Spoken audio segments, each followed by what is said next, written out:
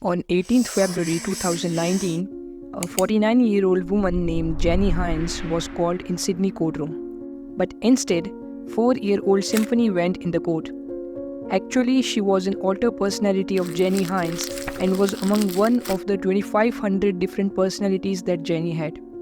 This case was one of its own kind, where other personalities of the victim became an evidence against the criminal. It is also considered one of the most severe cases of multiple personality disorder in the history of psychology. But how and when she developed these 2,500 personalities? Whom she was fighting the case against and why? Are those personalities going to be with her for the rest of her life? We are going to find this out by diving deep into this incident. This is the real-life disturbing case of the woman with 2,500 personalities.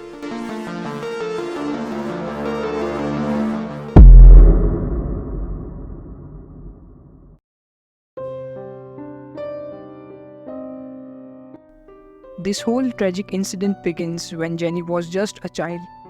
She was subjected to extreme torture by her father, Richard Hines. When she was only 4 years old, her family shifted from Bexleyheath, London to Australia in 1974, after which her father's abuse almost became a daily occurrence. She said that her dad's abuse was planned and calculated. It was deliberate and he enjoyed every minute of it. He heard her beg him to stop. He heard her cry. He saw the pain and terror he was inflicting upon her. He saw the blood and the physical damage he caused. And the next day he chose to do it all again.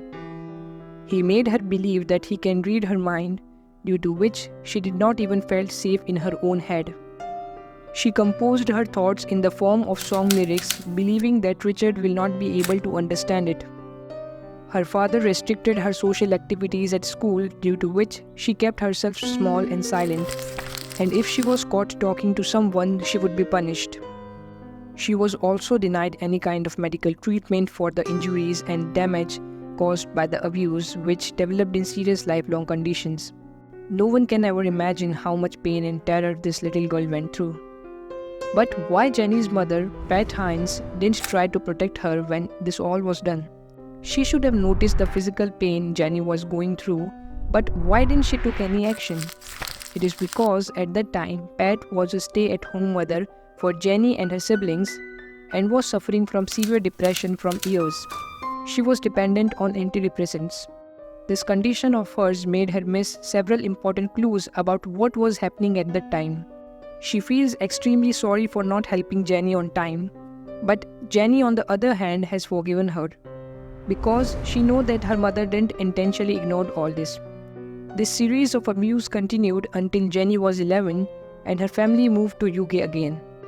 When her mother came to know about the torture Richard was inflicting upon Jenny, she immediately divorced him in 1984. Since then, she has become the greatest supporter of Jenny and her companion in the journey of her justice.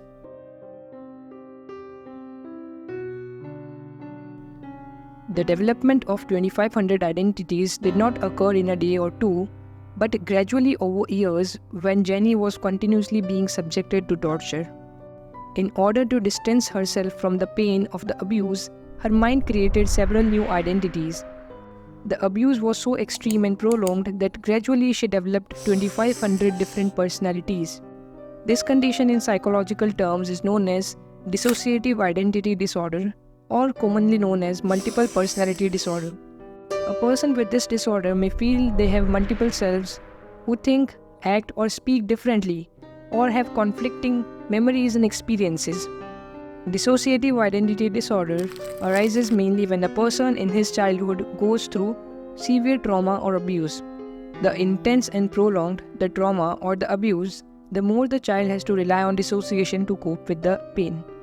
In simple terms, it is a coping mechanism that individual uses in order to avoid pain of any kind of trauma or abuse. The first personality that Jenny developed was a 4-year-old girl, Symphony. When her father abused her, he was actually abusing Symphony. Symphony's voice is higher, her tone is brighter, more girlish and breathless. The torture was so extreme that even Symphony cannot bear it, and she further developed other identities in order to cope with it. Each personality had a particular role in containing some specific element of the abuse, whether it was particularly horrifying assault or a triggering sight or smell.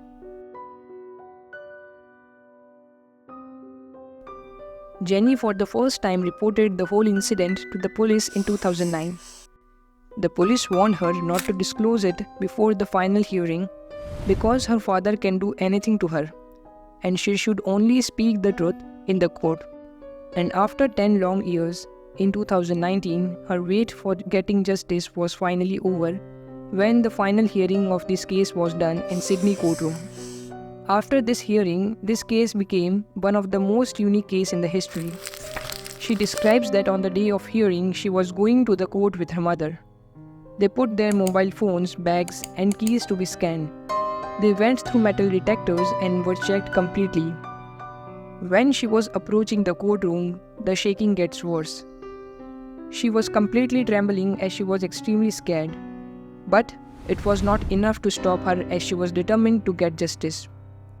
The court was full of people and their eyes were on Jenny. Judge Huggett came there and everyone rises. Then her dad also arrived in the court with an air of arrogance. Even after committing such horrible acts of crime to her daughter, he had no sense of guilt.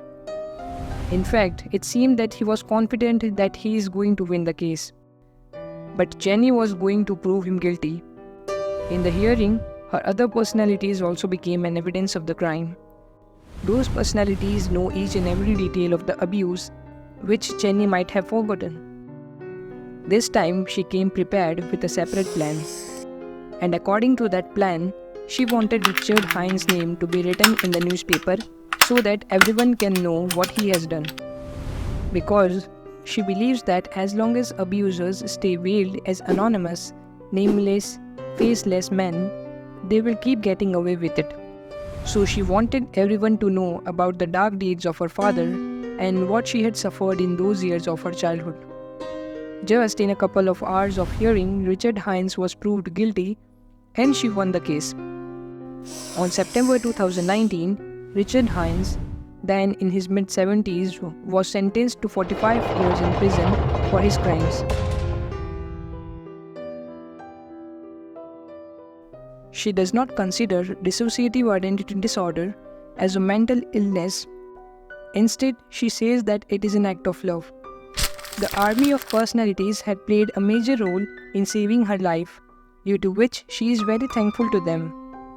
And this army of personality has not left her, and she doesn't want them to. After all, she would not be here without them. She wants to have them fun and enjoy their life as well. Although it is a bit difficult to find some privacy with so many people in her head.